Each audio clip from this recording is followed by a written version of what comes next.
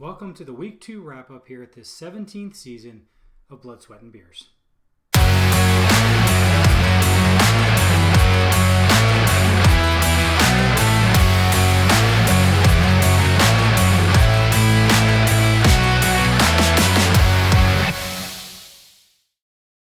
We are well into the season, 2 weeks in. We've had some major injuries. Joe Burrow, that's going to hurt.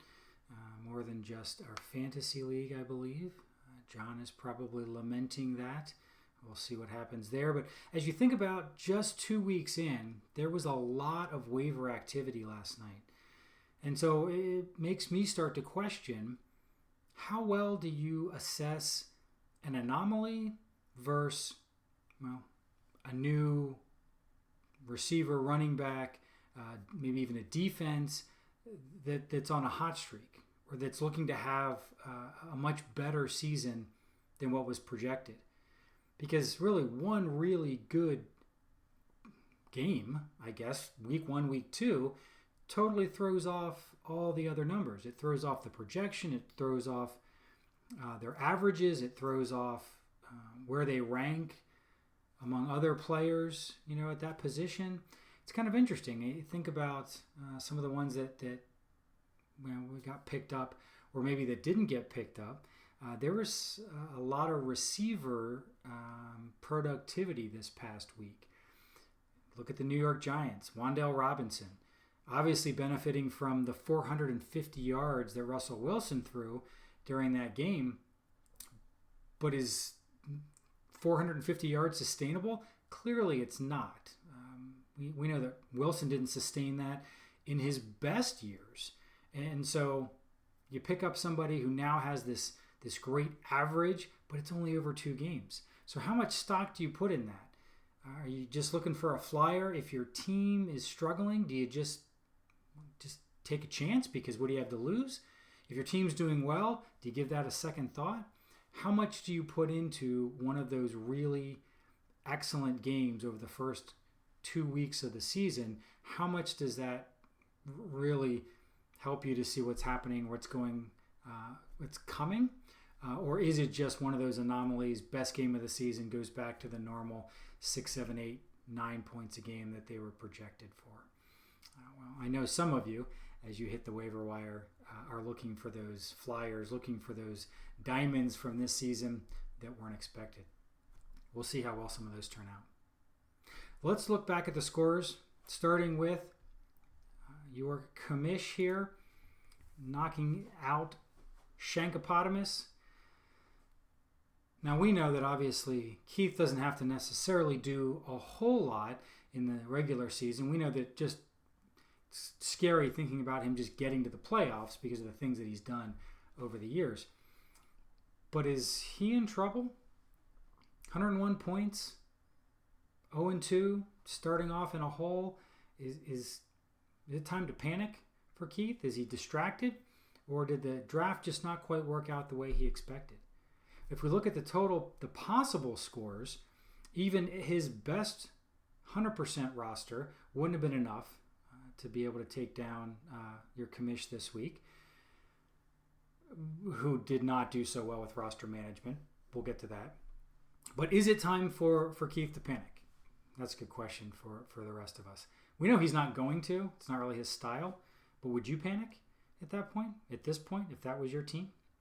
Now, commish, picking up right where he left off, we'll look at the average pop score that we have there, but just under 80%, left nearly 40 points, 36 points or so on the bench. That's not going to be good for the rest of the season. That's going to become a problem. But currently, first in the division, 2-0. Happy to be there so far. Now we look at our next game, Pet Detectives, and our reigning champ. Now this is kind of an interesting one. Again, just a quick look at the possible scores. Nothing Joe could have done, right? So he's starting off in a hole himself at 0-2. Scored 115 points, so that wasn't terrible, but also, wasn't enough to secure the win. And frankly, could have only beaten a few other teams. So as we look through, other than really Gibbs and the Chargers defense, not a whole lot going on for pet detectives. Is it time to panic there? Is it time to start looking at a Jared Goff situation just to see what might happen? We'll have to see what he does. But after dropping his first game, our reigning champ gets himself back right. 158 points.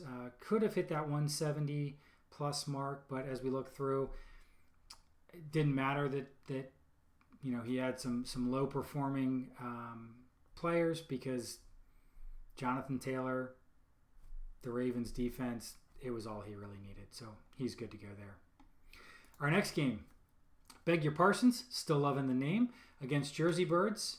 This was kind of a fun one because if you look at the potential and the pop, Donnie left a ton of points, possible points on the bench. In fact, the most points on the bench of anyone this week.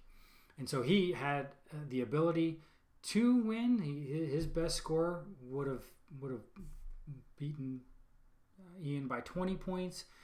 It really would have come down to a double switch there, a quarterback and a wide receiver. Swap those two guys out, and he could have had the win, but he didn't.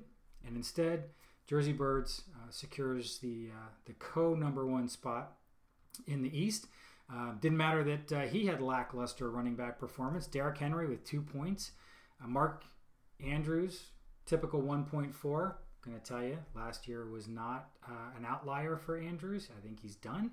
But Lamar Jackson, the Seahawk defense, plenty of firepower there, just short of 150 points, or 104, just over 140 points. And that puts him in place there. 2 games in, but holding on to the number one spot. Now, as we look at read option and our loser from last year, now Leaf Me in last place. Looks like he is not quite in last place because he did get to win last week. But this is our high score from read option, 181 plus points, powered by that huge wide receiver output, Amon-Ra St. Brown, 42 points. That was amazing. Still had a bunch of points left on the bench as you look. While he did hit 90% to a perfect roster, he could have broken 200 with that perfect roster, which again shows us that nothing Hoffman could have done would have changed the outcome of this game. 152 is his best. Not a bad score, but it's not 180. So do we need to be concerned? Here's an interesting statistic. Billy did the exact same thing last year. Now, he didn't even break 100 in the first week last year, and he was over 120 this year in game last week. But comes out losing with a relatively low score. Last year, he went from 90-something, just under 100, to 170. This year, week 1, he goes 126, loses, comes out 181 in week 2. Last year, that powered him to sole first place by several games in the West. Are we looking at a repeat? Are we looking at the read option running through in first place 2 years in a row? Is that an overreaction? Seems very similar to last year, but we'll have to see. Our final game, we've got Whiskey Business, still loving that name, against Poncho.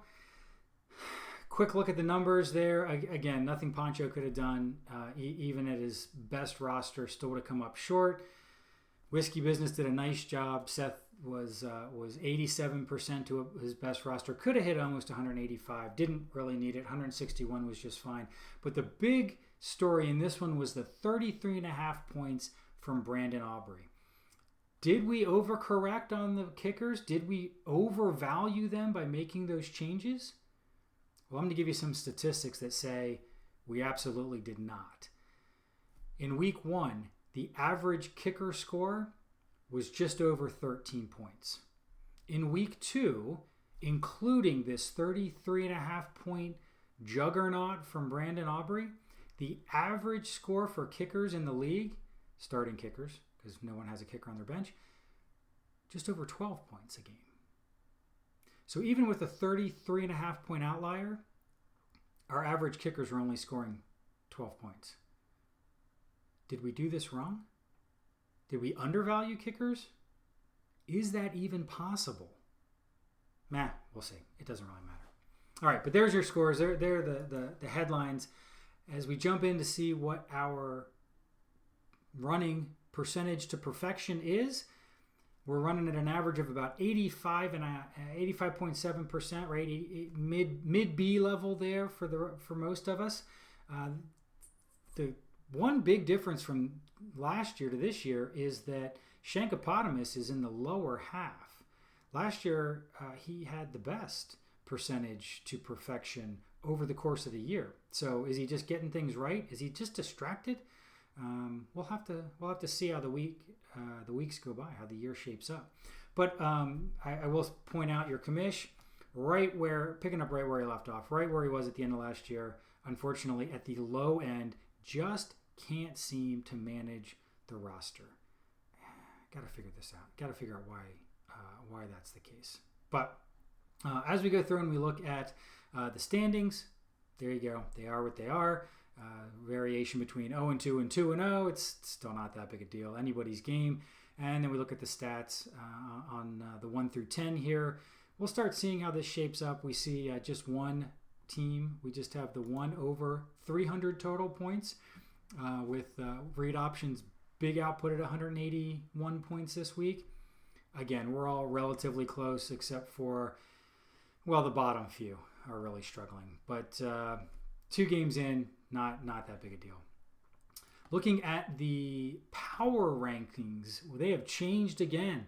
Seems they change with the Thursday night game, they change with the Sunday games, they change with the Monday night games, and often they change Tuesday night, Wednesday morning after the waiver pickups. That will even make some adjustments there. But as we look at that, your commish somehow still projected to be the number 1 team at the end, the only team that's not made any adjustments. Poor Shank and Joe, man, such high hopes coming out of the draft there, and unfortunately, that's a free fall right there. Over 2 games, just 2 games into the season, they go from 2-3 to 9-10, looking to just, well, bring up the rear, scrape the bottom of the barrel, whatever you want to say. But no surprise, Jersey Birds and Whiskey Business, both at 2-0, both sitting at the top of the Eastern Division, looking to come in 2nd and 3rd. So it looks to be a tight race. We'll see how that adjusts. We'll see when Commish actually moves out of that number 1 spot. Kind of hoping that never happens, but we'll have to see as we go through. Watch those injuries. I don't know, a couple of those flyers. We'll see if they turn into more than just an anomaly. If some of you guys have found some good seasons lurking underneath some rocks. There are a lot of rocks out there. Enjoy week 3.